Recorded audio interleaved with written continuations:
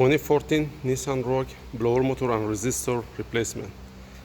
The reason that I uploading this video is because from 2008 to 2013 that's the same procedure which you guys pretty know, and the other technicians record the video on the YouTube.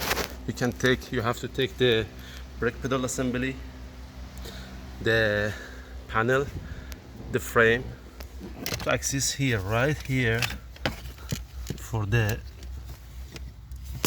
right there, which is the resistor. Okay, but you cannot see the blower motor here.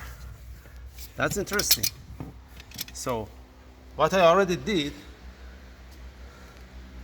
I just came to the other side, take the glove compartment off and the part of the dashboard off, so you can see the blower motor. Let me come from the other side.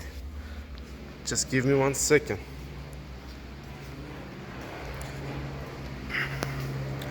Right here, and let me bring the light if I can. Sorry about the less light. Right here.